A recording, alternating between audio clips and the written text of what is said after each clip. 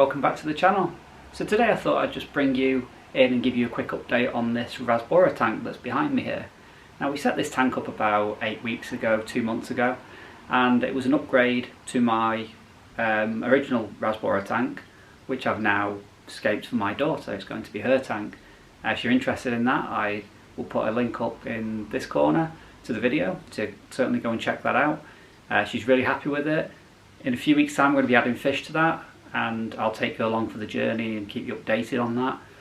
So yeah, that's just settling in at the moment. But yeah, I just wanted to give you an update on this tank, just because, like I say, it's been 2 months, just so you can see, you know, what's worked, what hasn't worked, any issues we've got, and also there are some new fish in here as well. Now if you've been following the channel, you may know what these fish are, but if you're new to the channel, then I will take you in and give you a closer look.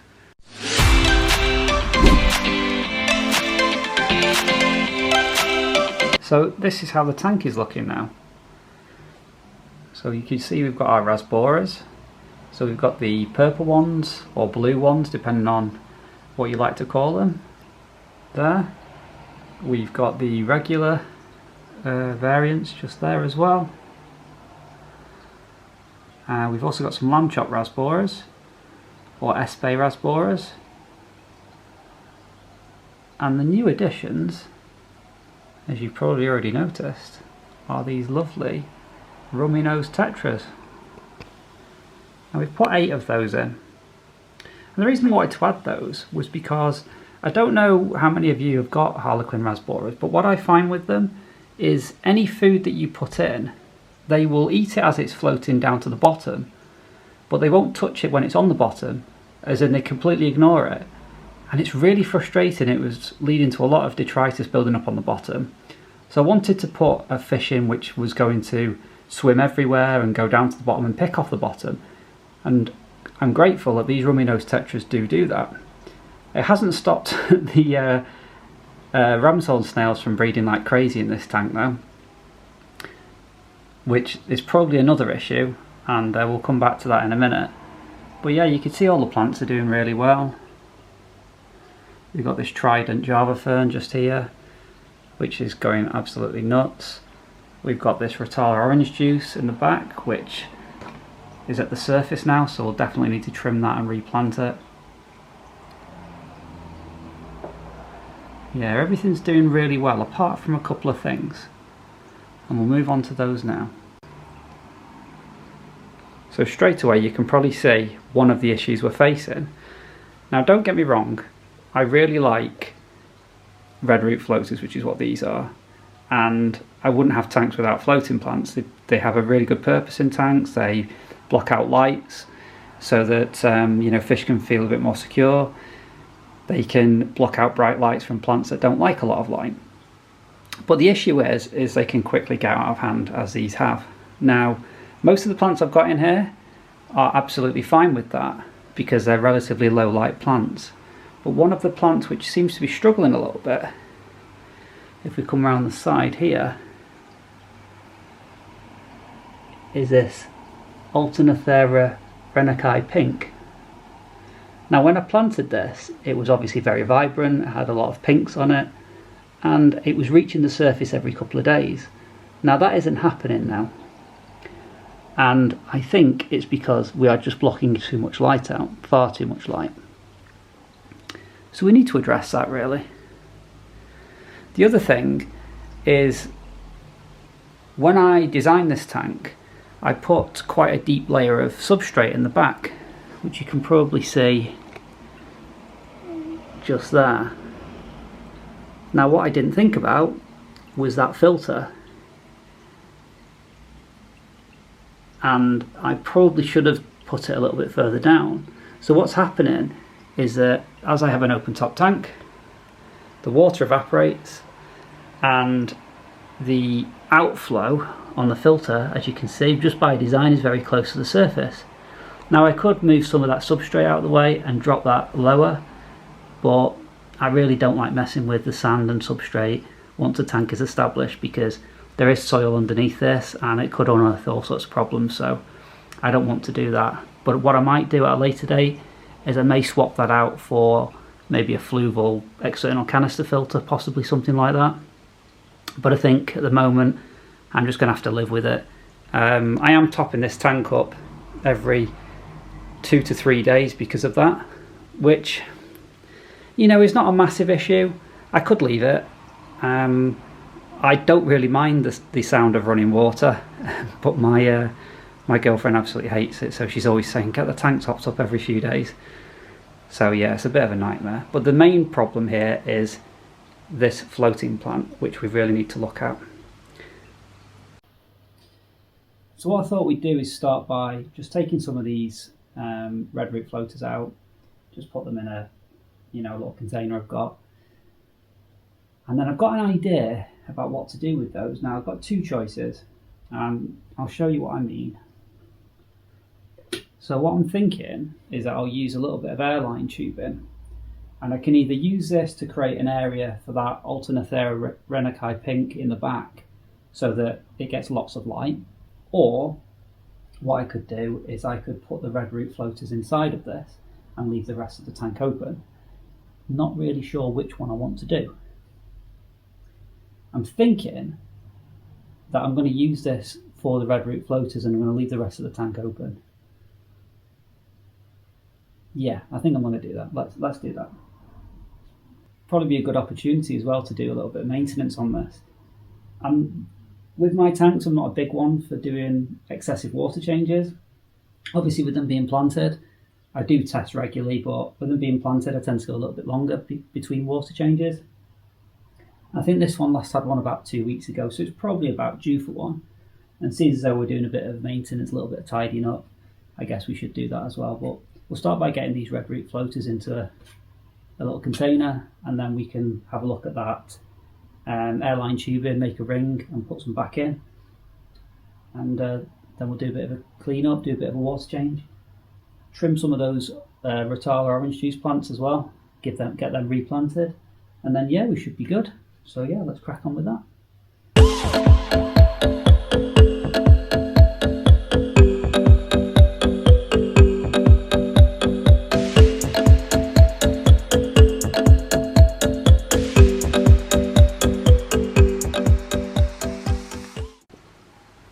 So you can see there just how much light those red root floaters are blocking out, which is a lot. However, it has helped with algae, and you know, I'm a big fan of floating plants. I really think they help. They also, like I say, they provide fish with a safe place they can go. So I don't want to completely lose them all. As you can see, the the fish are not happy with me now. They're all bunched up in one corner. So yeah, it's one of those things. You're damned if you do, you're damned if you don't. If you don't keep on top of things, like I haven't, then it can get out of control. And all the plants are doing absolutely fine. It's just as the flow is pushing the red root floaters into that corner, which is where the Alternathera is, and that's the plant in here which happens to like more light. So that is why we've got to do this. So yeah, just while we're here, we'll just give it a quick glass scrub, quick water change, and then we can put those floaters back where we want them to go.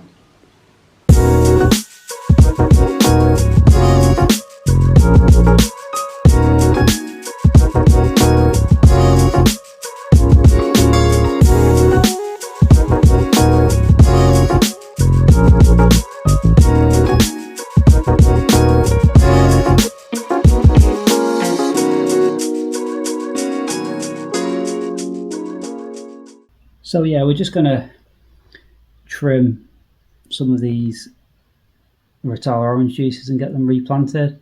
We've also got some Hygrophila siamensis 53B in the back here, which will do the same with that. I don't know if you can see that on the camera. Possibly. So yeah, we'll get those replanted now. It's always good to, with stem plants, to try and trim about half. Yeah, try and go about half. It's usually a good thing to aim for. Otherwise they can become quite leggy, and we definitely don't want that. When they get leggy, they tend to die off towards the bottom. So we want to make sure that we cut a good amount off these.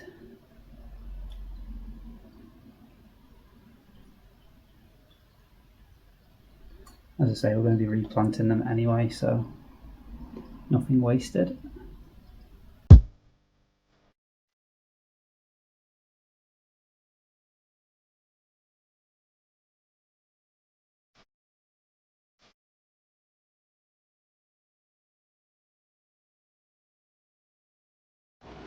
So there we go, we've got all of our stems trimmed and replanted, as you can see there, starting to nicely pack out in the back, which of course you couldn't see with the floating plants, which is another reason why I wanted to try and get them in one place, just because it lets me keep an eye on how things are developing in the back there, which I can't see. You can see the growth on those plants is absolutely brilliant, and that is in large part to the substrate which we put in, which was, if you watch the tour that I did of this tank, it's basically a mixture of old gravel and sand and aqua soil, which I left in a bucket outside and just let it kind of rot away and become organic, and then I've used it as a base layer in here, capped it with gravel, and that is the sort of plant growth which you can get. Certainly beats using expensive aqua soils when you really don't need to, but you can see the extent of that Alternathera issue there, which is, there are some deficiencies. I know it's not an issue in the substrate, I know it's not an issue with fertiliser, because I fertilise this every week, and I'll do that in a minute when I top this water back up. So I know it's not a case of that. It is going to be a lighting issue, so hopefully we fix that now. Yeah. I'm just going to put some dechlorinator in. I just use Seachem Prime. I don't know what the rest of you use. This is the one I really like. So I always add it to the tank as well. A lot of people might add it to the water first. I've always just added it straight to the tank. Seems to do quite well. The other one I use is this Pristine, Seachem Pristine, which says it's an organic waste management system, and again, who knows whether these things work or not. It says on the bottle add it after water changes, something I've always done, so I'll add a cap full of this in.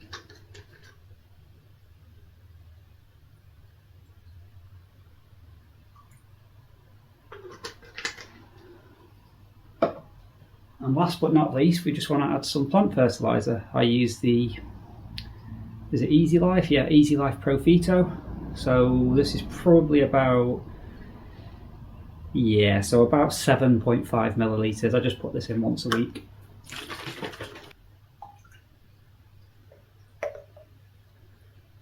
And now we can just top it back up with fresh water, get the filter turned back on, and then we can sort our floating plants out.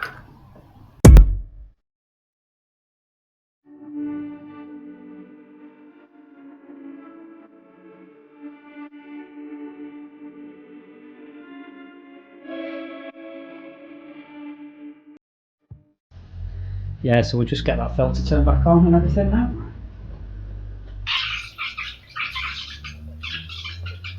Obviously quite a bit of air in it, so that'll clear in a minute.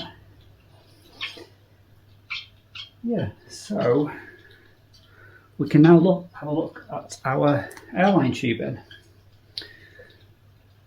So what I'm going to do is, I've already cut this piece. Yeah, I've already cut it. In fact, I'll just tidy up that end, it's make it a bit straighter.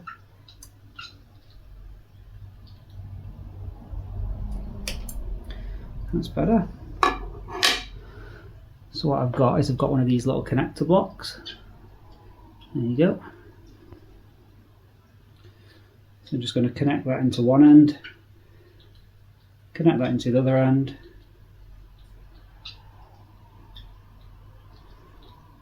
and hopefully that will just sit on the top, like so. And what I might do is, I'm wondering whether to hook it around. Yeah, there we go. If I hook it around that middle section there, where the wood is, obviously that'll just stop it from drifting too much, and we can put our floating plants inside that. Yeah, look, let's do that now. Now that's not really working out, so what we're going to do is we're going to go for plan B. So what I'm going to do is I'm going to put this in the corner.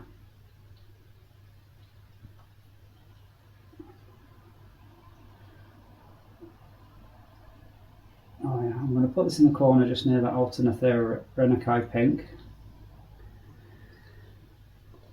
And we'll just let the red root floaters sort of, you know, multiply around it really. Yeah. And at least that way it won't grow, or they won't grow over our Renikai pink where we need that, where we need the light to go. So yeah, we'll do that instead. Okay, so what I've decided is I'm not going to mess around with the ring. You know, I saw this idea on another YouTube video. I thought I'd give it a shot. For whatever reason, it just keeps going underneath the water, so the red root floaters are escaping. What I'm going to do is I'm going to go with plan C, and I'm just going to thin them out. I think that's probably the best way to go. Yeah, I think that's probably the better way. I've put some in my, well, I've put some in my daughter's tank next to me, and I've put some in my Tetra tank in the other room, which I haven't actually done a update video on that. The video I did on it was just a quick one, so I'll actually do an update video on that in a few weeks' time if you're interested, and you can have a closer look at that tank, because a lot of people seem to like it. So yeah, so let's get some of these red root floaters back in. Not too many, I'll chuck the rest, and then I'll give you some final shots of how the tank's looking now we've done a bit of maintenance. So as you can see, I think that's looking a lot better. It's letting a lot more light in. Obviously the fish are a little bit stressed at the moment, as they would be. But yeah, it's just one of those things, best laid plans and all that. I thought that I could make a, you know, like a feeding ring essentially with the with an airline tube in. But it just kept sinking, and to be honest, it's probably going to be to do with the flow of that filter, which I really don't want to turn that flow down. I'm quite happy with that. So what we'll have to do is we'll have to just keep on top of it and make sure that back corner there stays free, so the Alternathera gets plenty of light. Other than that, we're looking good. All the plants in the back are doing well. Yeah. So there you have it. It's a lot brighter now as well. Obviously it was, you know, the red fruit floaters were making it very dark, which I don't really mind. Wasn't really the look I was going for. But yeah, so that's looking good. As I say, I've used some in my daughter's tank just there, which is coming along really well. Again, I'll leave a link in the description, and I'll put a link on the screen now as well if you're interested in watching that video. It's called the Dragonwood Aquascape, and yeah, that's about a week in now, so it's got a couple more weeks and then we can add some fish to it. And I've also added some red root floaters to the Tetra community as well, as you can see there. So there you have it. That is our Harlequin Rasbora tank, which is not just a Harlequin Rasbora tank now. Of course, it's got the rummy nose tetras in there as well. That's all nice and clean. We've sorted out a few issues with the red root floaters, done a little bit of maintenance as well, and yeah, hopefully that Alternathera in the back there will perk up a little bit, and the next time you see it, it'll be nice and well, pink and purple and reaching the surface again. That's the idea, and that's what I'm hoping to achieve with it, because I really like it. It's a really nice plant. Anyway, that's probably going to do it for this video. I hope you've enjoyed it. Please go and check out my other videos if you're new to the channel. If you are new to the channel, I would really appreciate if you consider liking this video, subscribe if you're new, and yeah, leave any comments in the comment box, and I'll see you on the next video. Bye bye.